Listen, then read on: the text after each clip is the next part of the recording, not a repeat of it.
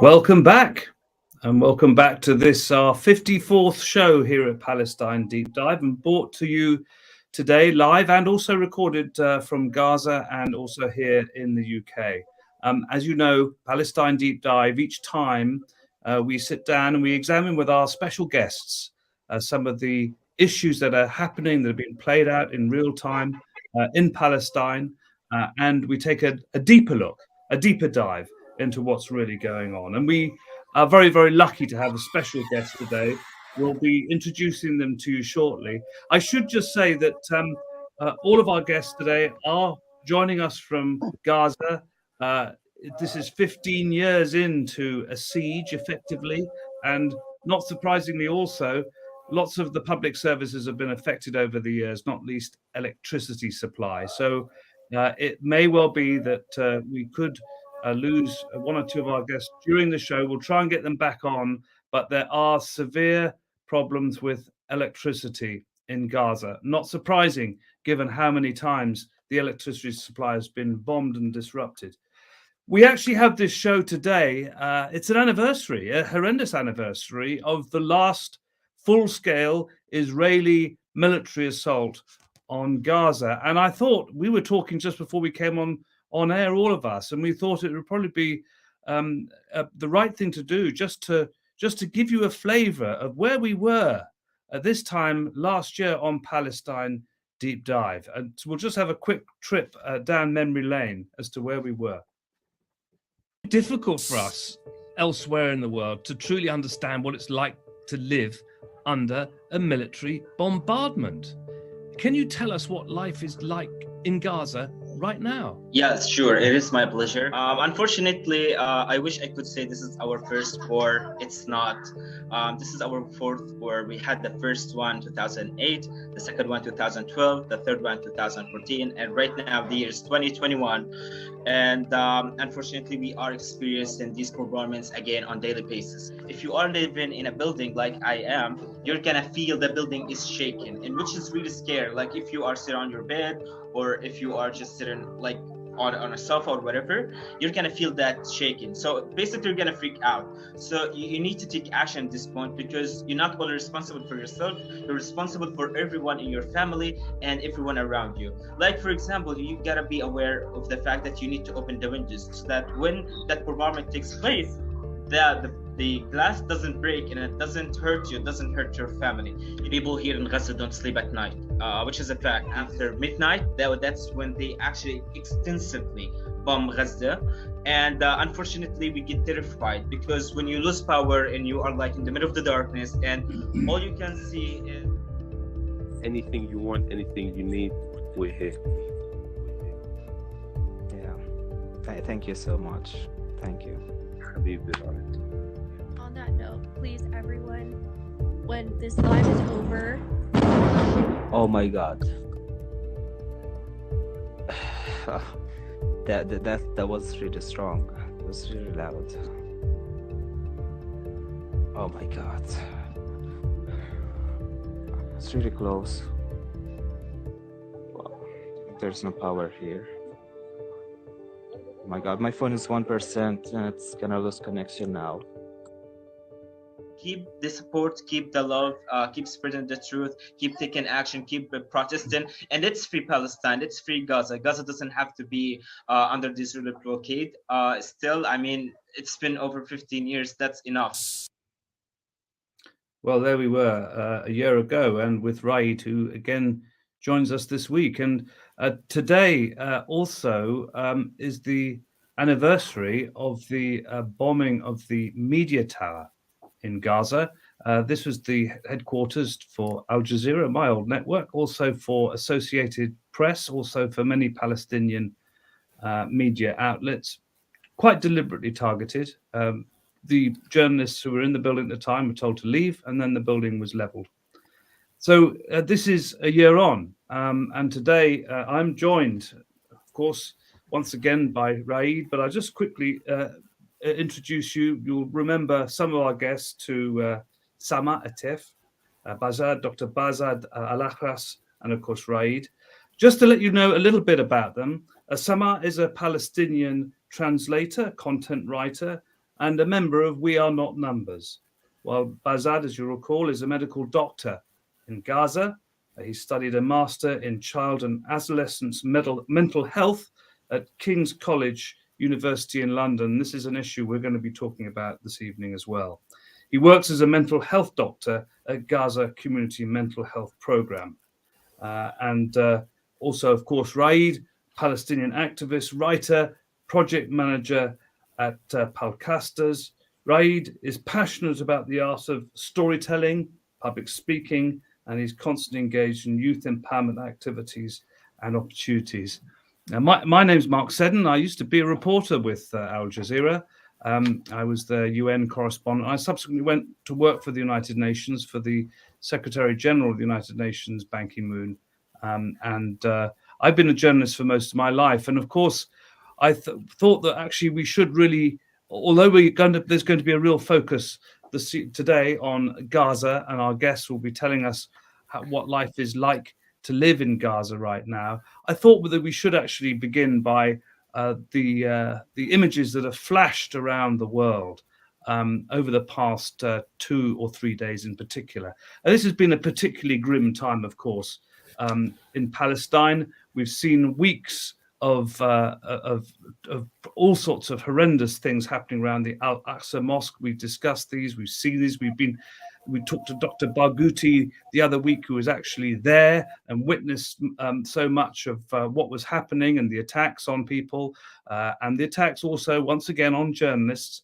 But of course, what really has galvanized the world, because the images were so utterly appalling, and there was no doubt about what was happening there, was, of course, the killing of Al Jazeera's Shireen Abu Akleh. It's an event, really, that has already been described by some as potentially being Israel's Sharpeville moment. Older viewers may recall Sharpeville, when the South African apartheid authorities were shot indiscriminately at South African blacks in the township of Sharpeville all those years ago. But there's been a feeling that it's quite tangible, that there's almost a tipping point that could possibly have been reached by the events that we have witnessed across Palestine and Jerusalem, in the Negev, with the decision to drive out villagers from their historic settlements, and also what we've seen around Al-Aqsa Mosque, that something is turning. And I just wondered if we could just begin. Perhaps we should begin with you, Raed, given that we saw you at the beginning of this. I just wonder what the killing of Shireen has really done to public opinion in Palestine. How galvanized to see some of those sites that we saw in Jerusalem, the huge numbers of people. This is really, it does seem to be a bit of a turning point, doesn't it? Yeah, Shireen, she's been doing this for over 27 years. She's been a reporter, she's been a journalist, she's been a writer. She's always been telling the truth, and she's always been telling the world what's happening in Palestine. Now, over the years, Shireen has said it many times that she may not be able to change what's happening in Palestine, but she's able to transfer what's happening to the outside world. And that was her superpower. Now, ever since we were kids, all of us here in Palestine, we used to watch the TV, and we used to watch Shireen on the TV, and all of us have heard it like so many times that Shireen Abu Akleh, Al Jazeera, Palestine, and we got super emotional. It was a shock to all of us in Palestine, to all Palestinians around the world, when the Israeli occupation assassinated Shireen Abu Akleh. Now, what makes Shireen so unique is that she's always been ethical, she's always been sacrificing, and she's always been doing many great deeds, even behind the camera. Like, whenever the Israeli occupation army invaded countries and cities and villages in Palestine, she was there, and she took action to help Palestinian people, help the kids, help those who are in, and she's got so many stories even behind the camera. Now, Shireen, you know what they say, a pen is smarter than a sword. And Shireen's pen, and when I say pen, as a journalist, she wrote, she captured photos, she recorded videos, she spoke to the people, and therefore she exposed the history of the Israeli occupations. She exposed the massacres, the crimes, and to the occupation that's even worse than some bullets by an armed man, shooting at it. To it, that's like, uh, showing the whole world the real face of the occupation. And because of that, as you saw last year, when the attack was on Gaza, and when all those events were happening in Sheikh al-Jarrah, in El Salwan, in Jerusalem, in the occupied territories, and even the West Bank, because of the media, because of journalism, because of people like Shireen, the whole world learned more about the Palestinian people, and the whole world stood side by side with the Palestinian people and supported it. So when it Thank comes you, to Raed. I might just go to Samah on this as well. And by the way, just to remind everybody, the electricity is pretty intermittent in Gaza. It's possible that there may be a complete blackout during our show. Just so you should be aware how difficult it is for Samah and Raed to join us, and we really do appreciate you doing so. But Samah, if I can come to you, people don't necessarily appreciate elsewhere in the world what this particular journalist Shireen meant, because she had been doing this job for so long, 25 odd years. So what was your reaction when you saw what had happened? Actually, it was very shocking for me. I was raised listening to Shireen. I knew a lot about Palestine, listening to her and watching her in TV. Like, it was my dream to become a journalist, to be like Shireen. Like, every day when I watch TV, I'll be standing and talking to my parents and saying, "This is Shireen Abu Akleh, Jerusalem, Palestine." I've always said this, and I've always wanted to be the next Shireen. She's like an idol for us, and it was heartbreaking when I saw the videos. And I really couldn't say anything. I couldn't do anything. I just wanted to write about it, because Shireen is not just a journalist. I felt her like one of my family, and losing this particular journalist felt like I'm losing part of my family, which is really heartbreaking. And I wanted the whole world to know about Shireen by publishing about her, by talking about her, and by knowing the crimes that the Israeli army is doing against us in Gaza and in whole Palestine. She did nothing. She was just exposing them, and she was wearing the press vest, which apparently should save every journalist, but she was cold-bloodedly killed. I mean, we've seen the footage. We saw, as you were saying, Samah, she was wearing the press vest. She had the helmet. I mean, but this is, of course, this is the same press uniform that hasn't saved others who have been targeted. And we've also since learned, because we've seen the footage, we've also heard from other journalists who are present, that the Israeli version of events was simply untrue. And in fact, the Israeli version of events appears to have changed. We saw subsequently a raid on, just to add insult to the terrible injury of her family, a raid on her family home, ostensibly to remove Palestinian flags, the attack on the pallbearers, and of course a subsequent attack on the hearse itself, taking Shireen to the Christian cemetery. Now, the thing is, we're now told that this is because they effectively, there was originally it was stone throwing, and then it became Palestinian flags, that Palestinian flags were being confiscated. Well, I did check, and you all know all of this, that even under the Israeli occupation authority courts, it is not illegal to display a Palestinian flag in East Jerusalem or anywhere else for that matter. I mean, Bahzad, I don't know, because I'm sorry, because you're having a few problems with the connections, and I don't know how much you've been able to hear of this, but what do you think is really going on here with the Israeli defense for some of these soldiers who are shooting quite deliberately at journalists, it would appear, and because it's saying it's illegal for flags to be carried? What do you really think is going on here? Can you hear me, Bahzad? Perhaps not. I'll come back to you, Raed. Are you able to take that one up? Okay, let me just move Did this you right here. did you hear me? Yeah, I heard you. Yeah. Okay, so basically, I just want to say what's been going on here in Palestine the past few days basically shows you the real face of the occupation. I said it before, I will say it again. Now, the whole world is reacting to that. They have this outrageous reaction, but at the same time, there is no action. And as you said, even the Israeli courts, there is nothing against Palestinians holding their flags. And even after the Israeli occupation, the forces have said that there were stones that thrown at him. If you ever check the videos and the photos, the Palestinian media that was released from that day, you would find out that all those were lies. And unfortunately, the Israeli occupation continues to lie. It dares to lie.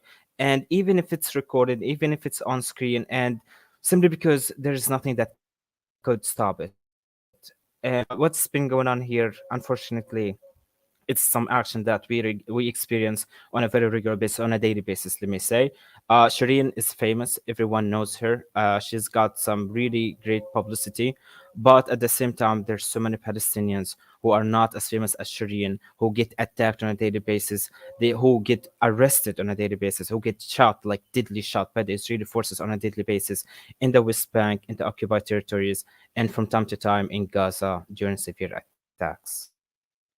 Yes, I think that on news of the killing of Shireen, it was also revealed by Hannah Nashwari, I think. I mean, she told us on social media that some 25 Palestinians had been killed in recent days in various attacks and arrests and what have you. This is a situation that I think it's been brought to people's attention in such a large way because of what people have seen at Al-Aqsa and also with the killing of Shireen. But as you're right, because the focus has been on Jerusalem and the West Bank, and it may well move to the villages that are now about to be displaced if they get their way in the Negev. But people sometimes forget that where you are in Gaza, it has been described as the biggest open air prison. I mean, it really is somewhere where you can't leave.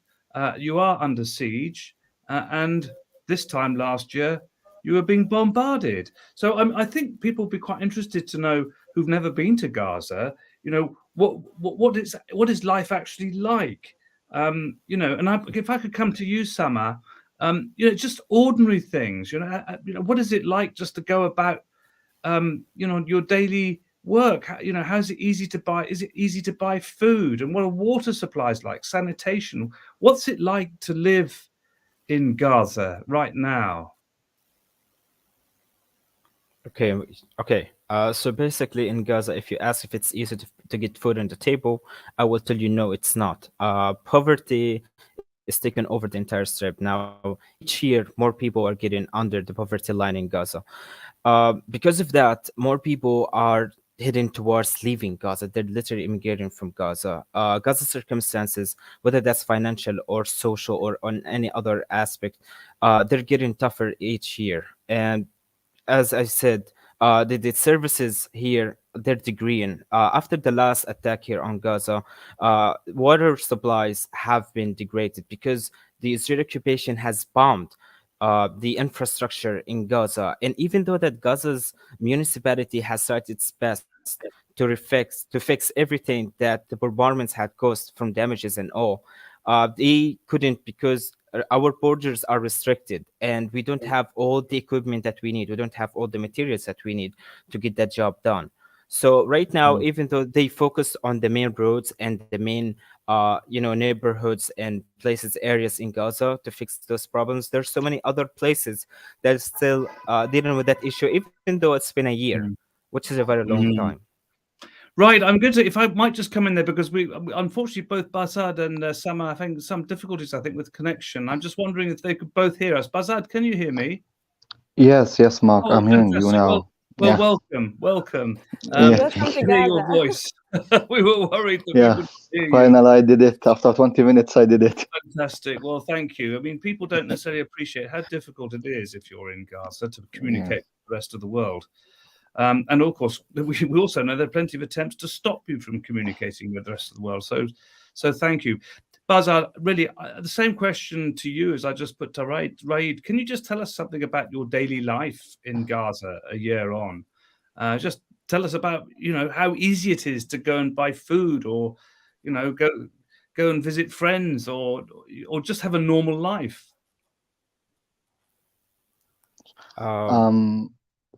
This for me or for you, Raed? For Bahzad, yes, for you. Yeah, thank you. Thank you, Mark. Also, I'm sorry for this late beginning. I don't know what's going on. What was going on with my connection? I tried different Wi-Fi's.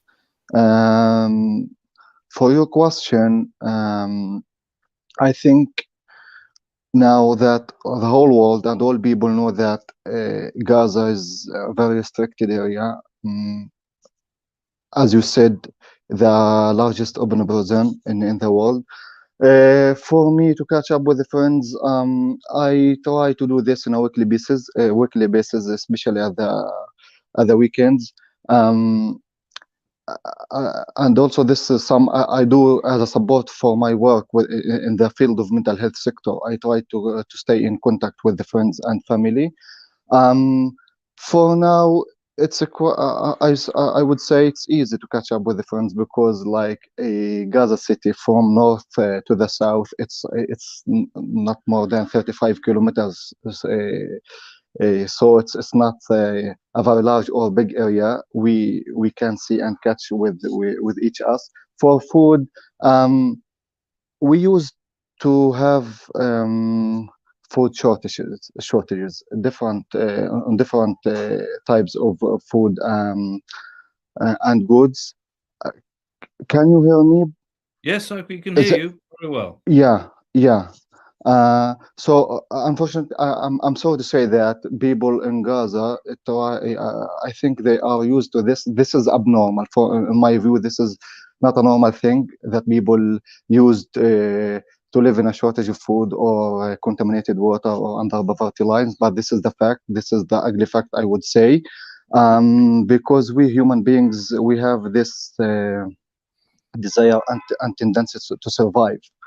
So to conclude, I would say that for now it's quite easy to catch up with the friends, because all of this restricted area, and for food, it's not all the food we wish is available, but yeah, we're still surviving. Thank you, Bahzad. I've actually got a question here, and this is for you, Samah, and this question is from Jenny in Doncaster in Northern England. And by the way, please do send in your questions. So Jenny, she says, is it true that at least 50% of the population in Gaza are under 18 years old? So if that's the case, 1 million children are living under siege, she asks, and what's their mental health like? Have most of them had the chance to visit places outside Gaza? Samah, for you. Well, I guess a question related to mental health is meant to the doctor. But from my point of view, as I lived in Gaza like my whole life, I've never left Gaza before. It's really like abnormal. Like we have never seen anywhere outside this siege. Like the things that people have on daily basis, it's like very luxury for us.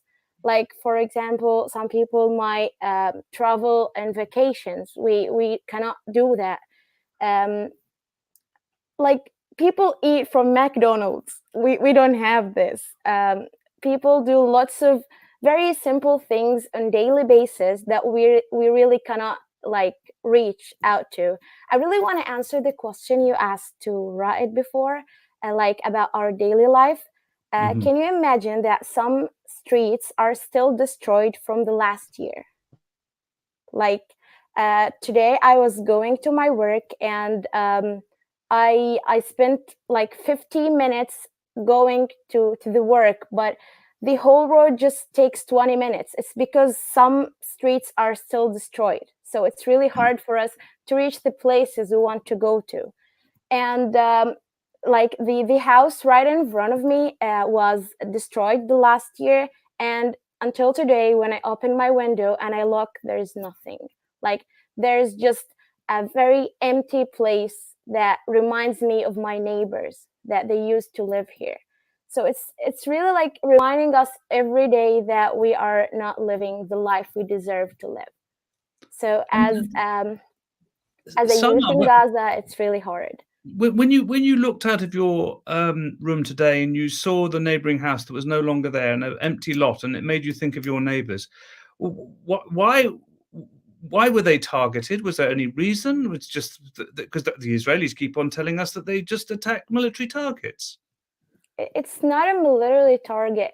We have nothing. Like, it's a very civilian area. Like, we are all civilians living around each other. Like 3 a.m. they just made a call saying, free the area, we want to bomb it. And lots of people died in the process. We were leaving our houses 3 a.m. knowing nothing but that we have to leave. We have to flee for our lives. And it really breaks my heart. Like, what did we do? We did nothing. Like, we were living simply, and all of a sudden, everything was bombed around us. We keep on calling our family in different neighborhoods saying, are you still alive? Like, you call your friends to say, how are you? We call them to say, are you still alive? Which is like really scary. Like, one day you will be living suddenly and then you will lose someone from your family for no reason but being Palestinian. Samah, just before we go back to Raed, I mean, you'll be as aware as anybody else that currently we're seeing a lot of focus on civilians in Ukraine, where similar things are happening. Bombs are landing on people's houses and civilians are being killed for no reason. And quite rightly, there's a demand for investigations and for the International Criminal Court to investigate. But it does seem that there's one rule for Ukraine and another for Palestine. And also, exactly. Palestine is being described as the Ukraine of the Middle East. Do you think that's a fair parallel? Well, you cannot compare us with Ukraine because when the first thing happened in Ukraine, everyone stood for them. But it's been happening for us for over a decade, not over a decade, for like 70 years, and no one has said anything. Like, the whole world, the laws, and everyone was investigating the things happening in Ukraine. But when it's Gaza or when it's Palestine, everyone is blind. So there is no way to compare between us. Thank you. I mean, Raed, coming back to you, we had Secretary of State Blinken today. He was the US Secretary of State. He was challenged on the killing in East Jerusalem of the Al Jazeera journalist, and he said, yes, there should be an investigation, but he wouldn't go any further than that. He wouldn't talk about the United States joining the International Criminal Court. He wouldn't talk about the type of investigation that might be needed. And this was an American Palestinian citizen. So it doesn't give. I don't know what you think, right? But I mean, if I was an American journalist anywhere, I wouldn't give me much confidence in my own government. But look, I'd never mind that. My opinion there. Look, this is a question. Mary in London, she sent in her question. This is for you, Raed. What do people in Gaza want from the outside world more than anything? I don't know if you heard that, Raed. Did you hear that? No, I lost No. connection. Could you please repeat that? Yes. So this is a question from Mary in London who's watching, and she says, "What do people in Gaza want from the outside world more than anything?" Personally, I would say to always think of Palestine not just as something that's going viral on social media for a few days or weeks or months, and that's it. To live in Gaza is unfortunately a daily torture, and therefore I hope the entire world to support people in Gaza in every way they can. And I think we already explained this in previous talks. A lot of people could help Gaza on a financial level, on a medical level. Some people on a media level, they could share everything that we say and we do and we capture. Some people, help Palestinians in Gaza when they go abroad, whether they're students or people going out for medication or whatsoever.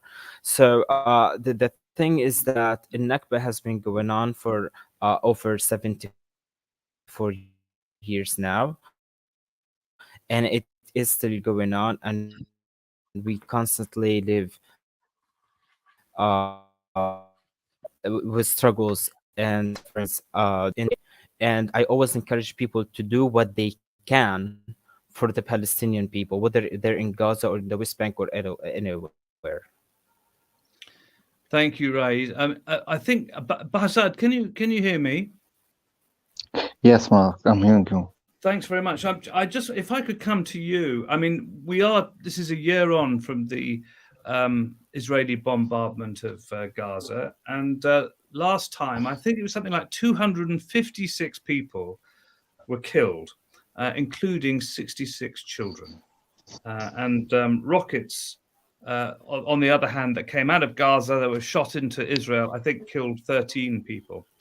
A death is a death wherever it happens, but when it happens in Gaza, it seems to happen in far, far greater numbers. And of course, a year on, people are also asking the question, how have people been able to try and move on and try and recover?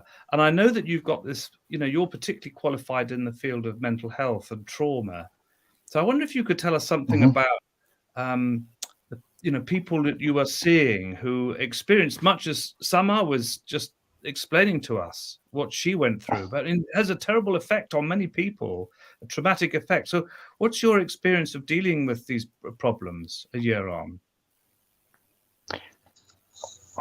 Okay, what I'm going to say is that I said every human being has a tendency to survive.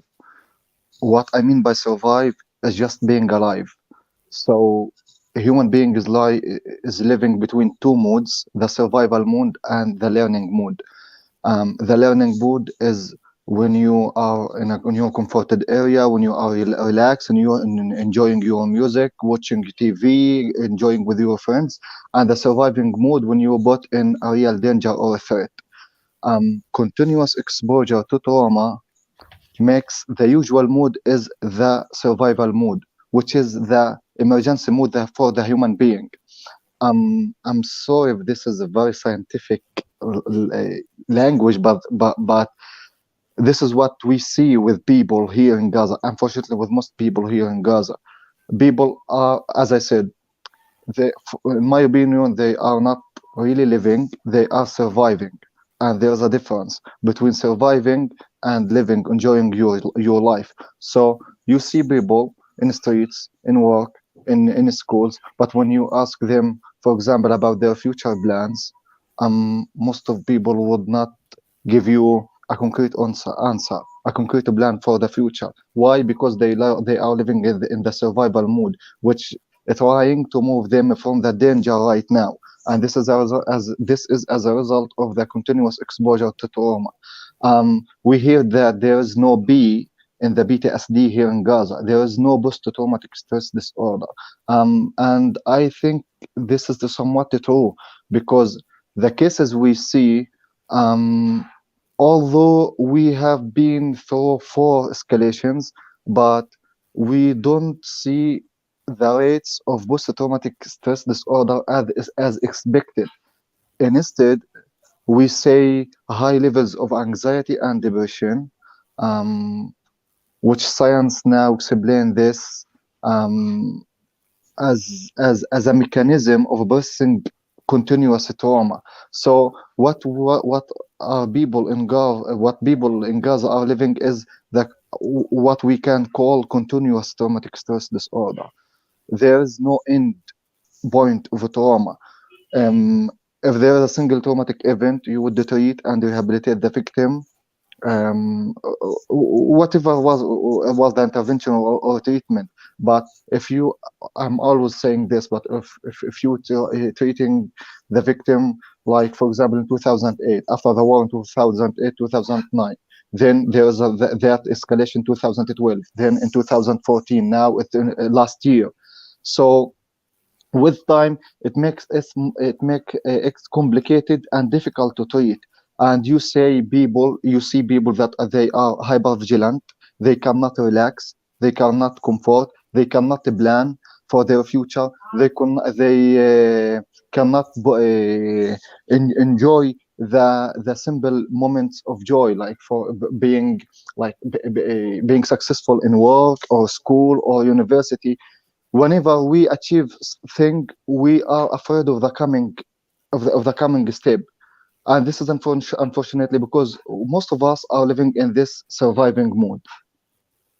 This is very, very interesting, Bahzad, because I mean, I think that what you're describing to us is a situation that a lot of people would be very shocked to learn about. I mean, they understand, you know, after a terrible event, after a bombing, after a short war, people are going to, but this is continual because the attrition is continual. That's what you seem to be saying, that this is something that it's almost everybody's probably suffering from it to a degree, because it's like being in permanent prison but being attacked whilst you're in prison, if I can say that. So I'm just wondering, really, I mean, what can people look forward to? I mean, what would make things better? How could things be improved? It's an obvious question, really, but how could people's mental health be improved? Is this a question for me? It's for you, Bahzad, yeah. Yeah. Sorry for this poor connection. What I want to add before answering this question is during acute escalations or offenses against Gaza, we face what we call the like direct or acute danger or death. But between escalations, unfortunately, we go back to the slow death.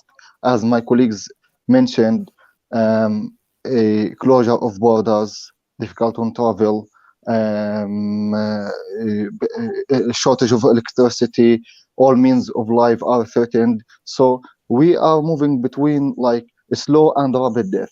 What can help? I think that Gaza, it's time for Gaza to take its opportunity.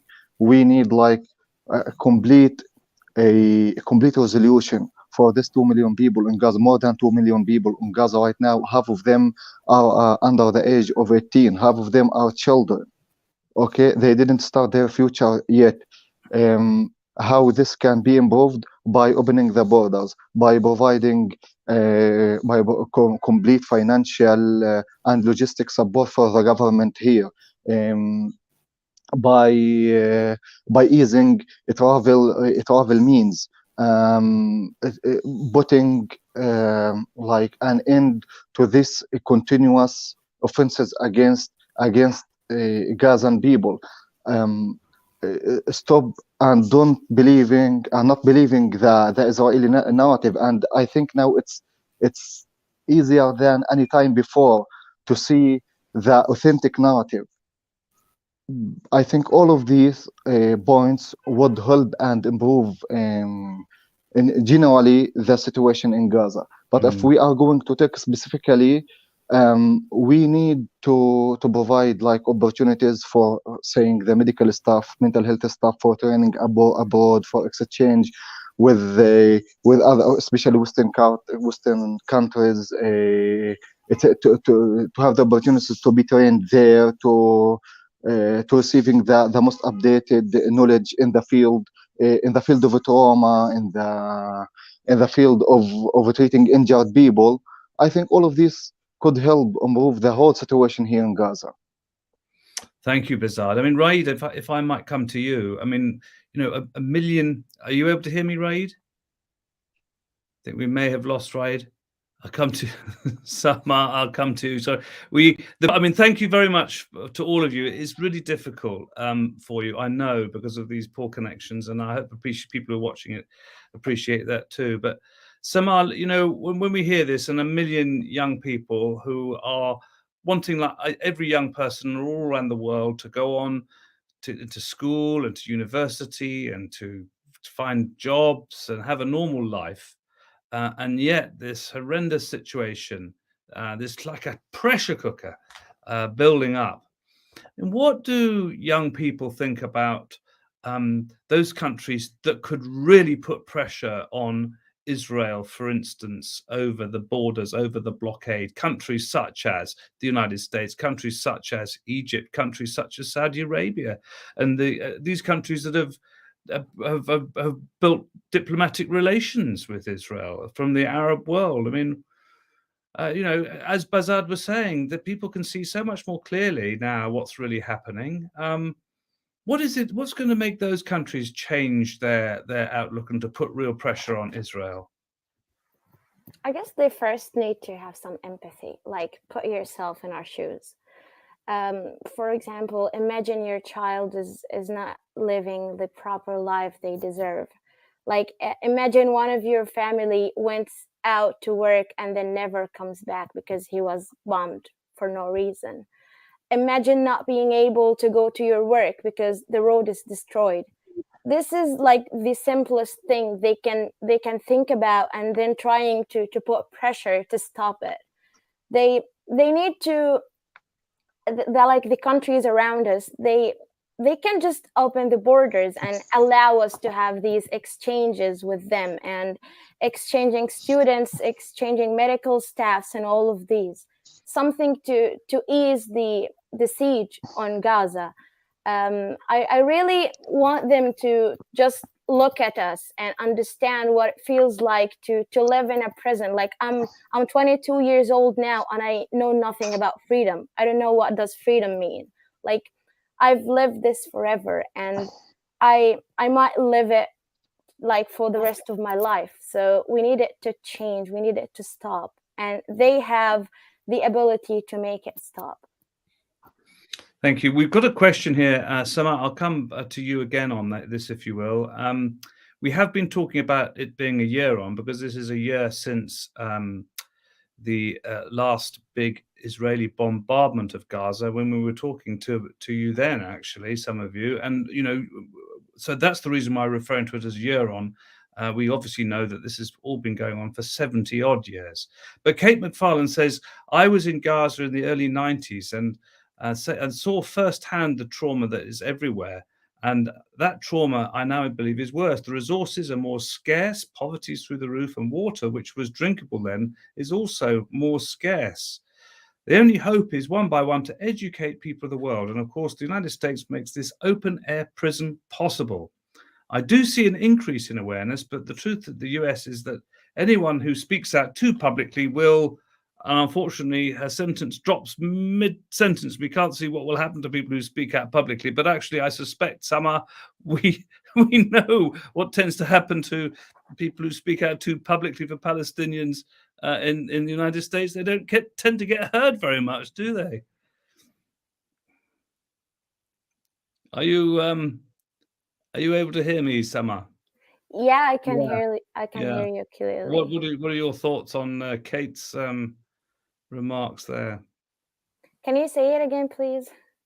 Well, she was. Well, essentially, she was saying that the situation is worse than it was when she was there in the 90s, and the only real hope is to try and educate people all around the world. But it's a bit difficult because the United States effectively helps make this situation, the open air prison, possible, and that if people speak out too publicly in the United States, they don't tend to get heard. So, what do you make of all of that? Well, if they trend more, they will eventually be heard. Like when one person is talking, then he can easily be neglected. But when like hundreds and thousands of people are talking over and over again all the time, they will eventually be heard. Maybe not now, maybe not the next year, but one day they will be heard. Thank you. Right, if I can come to you, we've got a question. This is from Dan Lieberman, and Dan asks, are rocket attacks on Israel offensive, or are they due to revenge attacks and provocations from the Israeli military? In other words, can casualties between the two forces be treated from the same perspective? No, never. This is an occupier and this is an occupied, so you could never just compare the Israeli occupation to whatever we have here in Gaza. Now, you need to keep in mind that Israeli occupation is being reinforced, it's being aided from the US, from the UK, from several countries around the world. Now, if you ever talk about Gaza, Gaza is under siege. Okay, in Gaza is under occupation. In Gaza has two borders that are very restricted. So the militants here in Gaza have very basic rockets. Like, I wouldn't even call them rockets, because if you launch a rocket from Gaza towards the Israeli occupation, it would just drop a wall or a window. But if one Israeli warplane uses one rocket to bomb Gaza, it would take an entire tower down. And we've all been seeing all those destructive bombardments last year. And I think last year has made this very clear to the entire world. We have several buildings in Gaza, like El Jawhara. It's a huge building that was dropped down, and so many other buildings and towers in Gaza. So it's never equal equation ever. Right, we've actually been reading in the past actually half hour or so of a story in Haaretz newspaper that as a result of what are the media term clashes in Jenin, the Israeli military are now thinking of using more drones and helicopters. And I'm just wondering, does this also mean, in effect, that when this also presumably also may happen in Gaza, that people are being spied on all of the time? Uh, well, here's something that's really important. Now, in the West Bank is so different from Gaza. Now, in the West Bank, the Israeli occupation, the army can get into any country, any city, or any neighborhood, or any place they want. They could drag anyone they want. They could assassinate anyone they want. Now, the Gaza is isolated, but the West Bank is not. Now, there is something that this world needs to understand. The Palestinian people has the right to defend itself, to defend its right, its human rights, as a people that lives under an occupation. Now, the people in the West Bank, the Palestinians there, yes, they are brave and they fight, and we hear about actions there from time to time. But it's really ridiculous that the Israeli army decides to use missiles and helicopters on a city that they know that they barely have guns.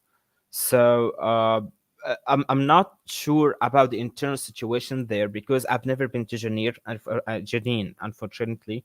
But I think the Israeli occupation has eyes everywhere, and of course they wouldn't hesitate to use power against Palestinians in any shape, in any way they want, just to make sure that they suppress and oppress Palestinians everywhere.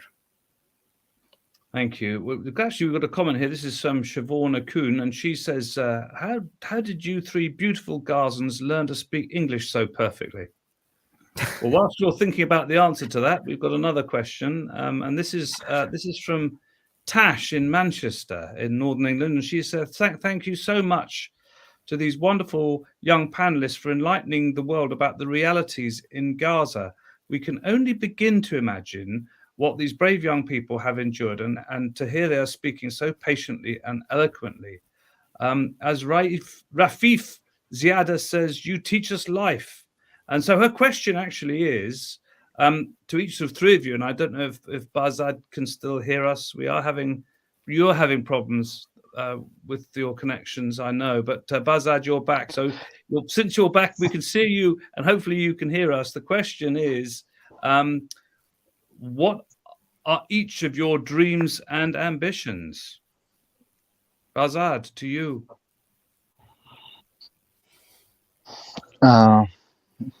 That's a difficult question, because I think all of us have like personal dreams, but unfortunately, since we came to this life as a Palestinians, our personal dreams are always threatened.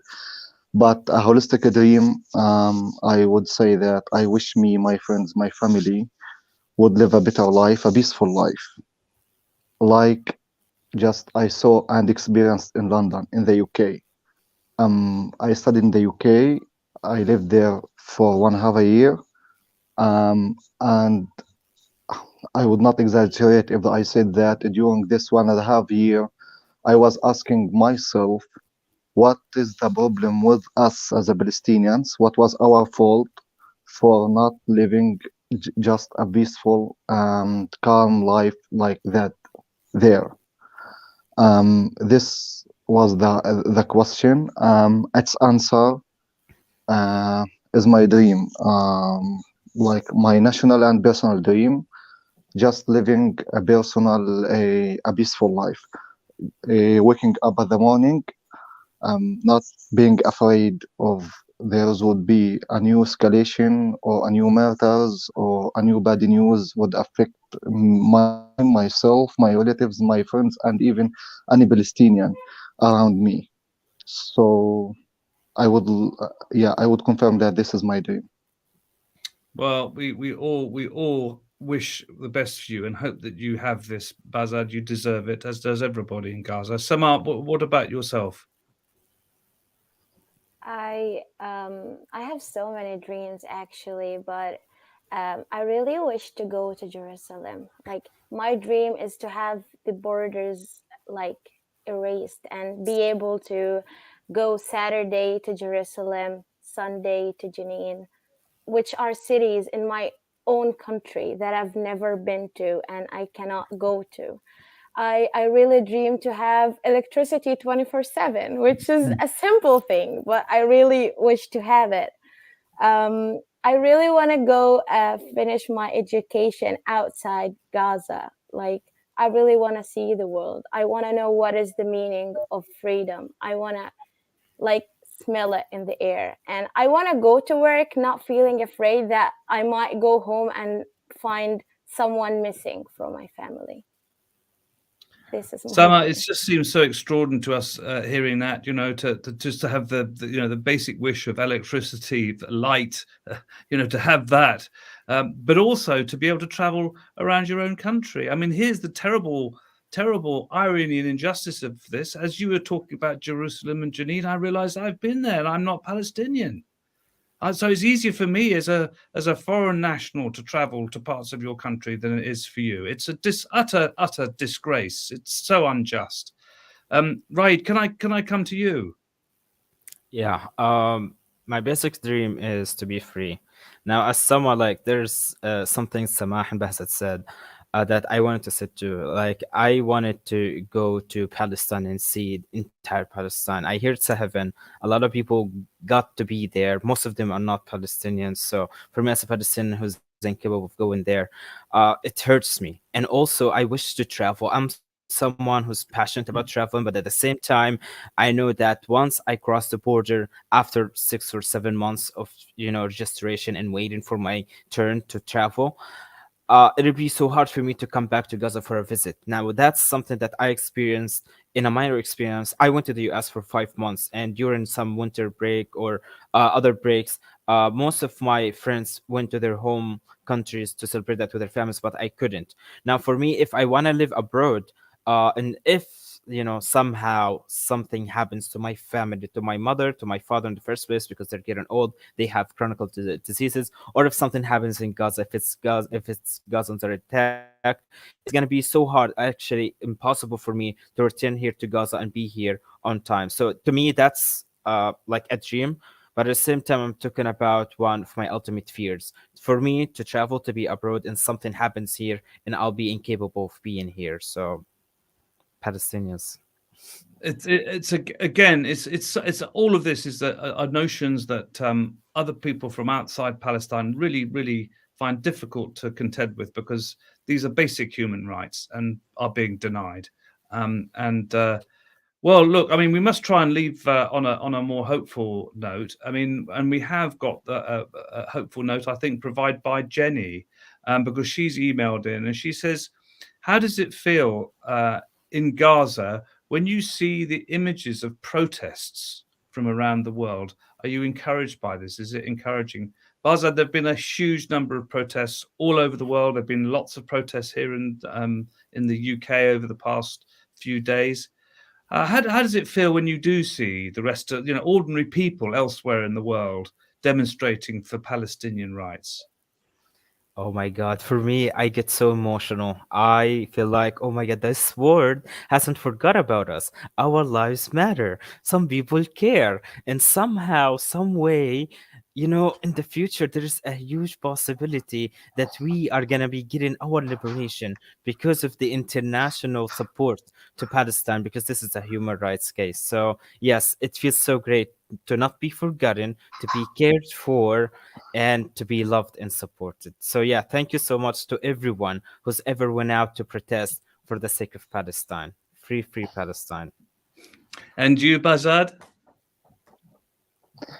How do you feel? I feel encouraged. I feel I I have the power and also the desire to continue what we are doing right now, what we are doing in our daily life, working a to guard our right to live. I have only a comment. I've read one comment that people thankfully say that Gazans teach us life. I want just to add a note here, that this resilience you see is really costly. We pay too much mentally, physically, at cognitive level, to appear as resilient as we are. But at the end of the day, we still are human beings.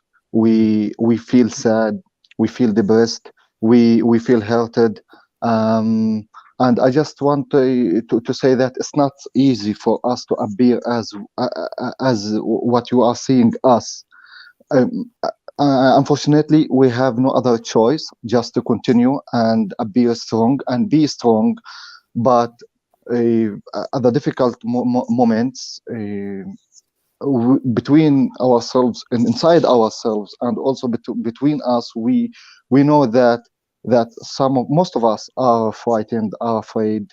um Sometimes we suffer lack of motivation, but as I said, we have no other choice except to continue. So if you see us like we are resilient or teaching you life, just we need more than that, in means of in means of supporting us, publishing and sharing the correct narrative, the authentic narrative, the humanistic narrative, not more. Thank you, Bahzad. I mean, unfortunately, we've lost Samah, and it may well be she's got a lost connection. But if she can't come back, from all of us here at Palestine Deep Dive, thank you so much, Samah. And before we go, just a few messages coming in. Siobhan says, "All the love and respect to you three magnificent humans and all the good people of Gaza." Dee says, "Your encourage inspires me." Kate says, "We will never forget. You are in my heart and mind every day." Also, Naomi Junna says, "Gazans teach us life, and when the siege ends, I want to welcome you to Scotland. Long live Palestine." Well, there you go. You've got an invitation to Scotland. Well, you've got an invitation to England as well. You come whenever you can. We should love to host you here in Britain. Come and visit us at Palestine Deep Dive. We're going to be carrying on campaigning and giving what we can in terms of a stage, a place for all of you to tell us exactly what is going on, which you've done this evening. So thank you very, very much, Bahzad. Thank you, Raed. Thank you all for joining us today. And until Thank next you, Mark, time, for your support. thank you. All the best. Thank you, Mark, for having us. Thank you.